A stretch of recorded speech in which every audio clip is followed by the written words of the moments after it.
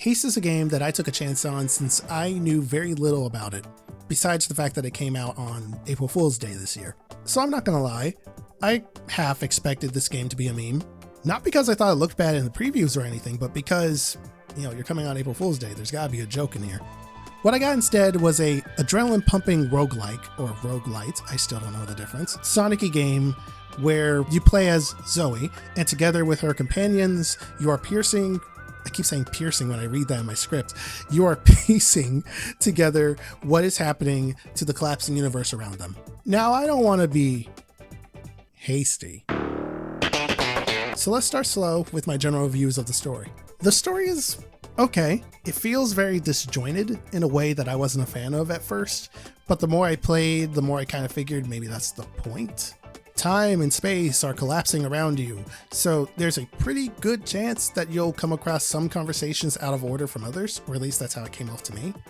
They were just very fragmented, or maybe that's just me coping because I might have literally ran past some of the events and the game was just trying to catch me up. I like both theories, honestly, but it probably is just the latter. It still doesn't change my view on the whole story though after completing the game. I still think the story was just okay.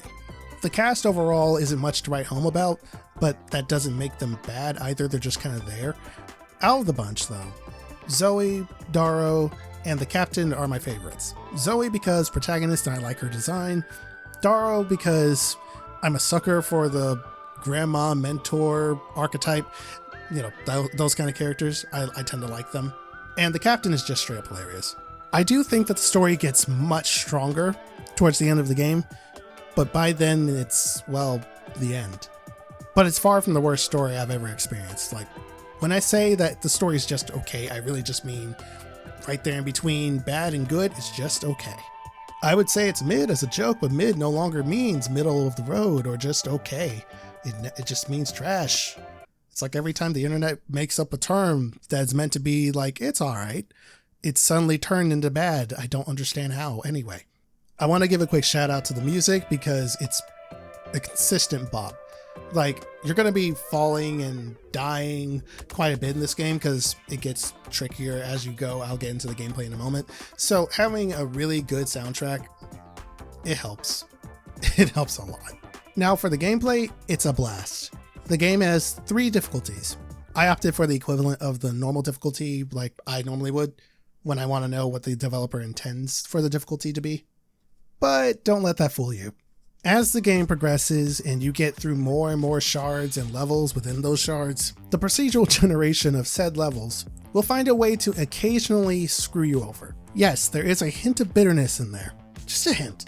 I'll be running at 120 miles per hour and getting by just fine, then suddenly I'll have cannon fire raining down on me, lasers beaming down around me, and pitfalls galore for like a minute. And I really do mean just a minute, because 1 minute you're doing all right, it's smooth sailing going forward, and then the next minute you're going through hell and everything in it, and then the third minute it's all hunky-dory and the game is forgiving you and kisses your burns as if it didn't just try to burn you alive a minute ago. So in short, difficulty isn't exactly what's on the tin and can fluctuate a bit. Sometimes you will have that level that's like, huh? Is that it? I'm kind of suspicious of that. And then the level after that is just going to be that Willem Dafoe meme where he's just looking up at the sky in despair. Except you're looking forward. Believe it or not though, I'm not saying this as a complaint. I like that it's like this. That might be a little concerning. It probably is concerning. I play Project Zomboid to relax. The reason I'm saying all this is just to give you a warning that if you were to pick any of those difficulties, they can vary even within said difficulty. The earlier levels in Shards 1 and 2 are simple enough that they could get a bit boring, but in hindsight, that was likely just to get me used to keeping my speed up and buying items at shop levels to aid me in all that. Because after Shard 2, the game says, okay, tutorial and kid gloves are off, get running, boy. Also, going back to the shop level bit, there are pit stops at shops that you can make if you set your path accordingly that way to come across them, where you can pick up items to help you as you're running, or items that you can like activate to give you a little boost or help you out in some way, shape, or form while you're running, or stuff that on entering a fragment, which is a level, you get some, I don't know, passive benefit, something like that. Moving along, you have 3 lives, and a health bar. Health bar goes down, lose a life. Health bar goes down, lose a life. Health bar goes down, lose the last life.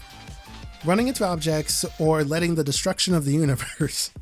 Man, what a sentence. There's stubbing your toe on the wall or the corner as you're rounding it because you're late for work. And then there's the destruction of the universe just chasing you. I'm sorry. That's a funny image. Either of those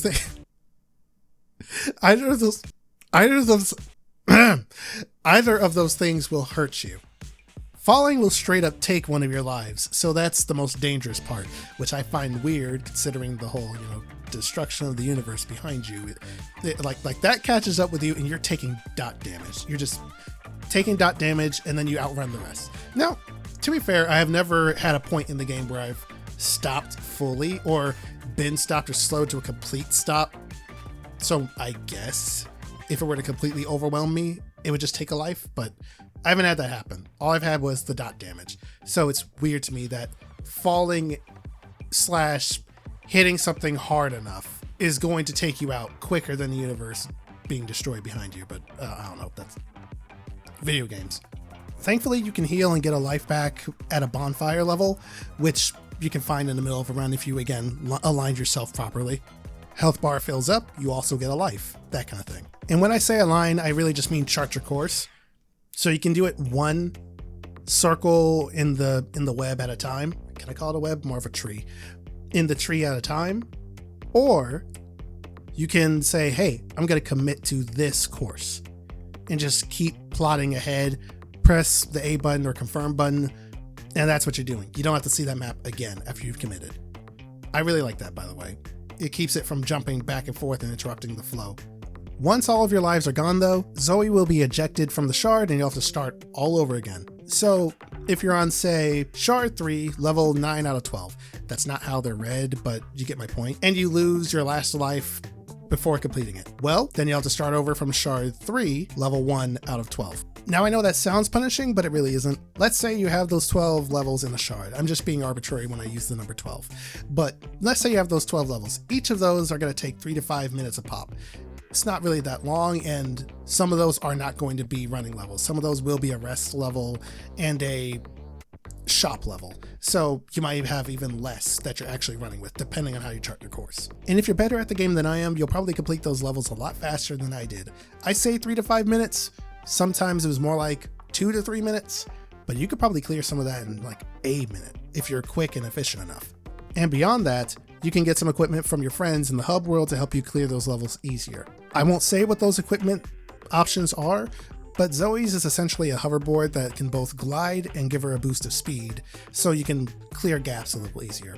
The end of each shard culminates in a boss fight, and that means you'll be running in a big arena.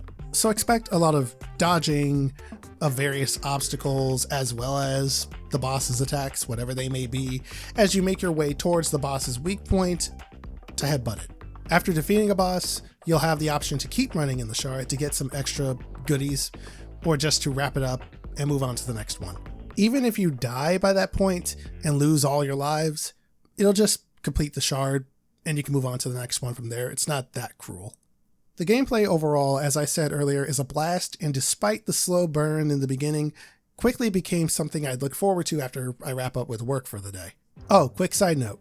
There's also an endless mode where you can do what it says on the tin and just run endlessly until you run out of lives, that is.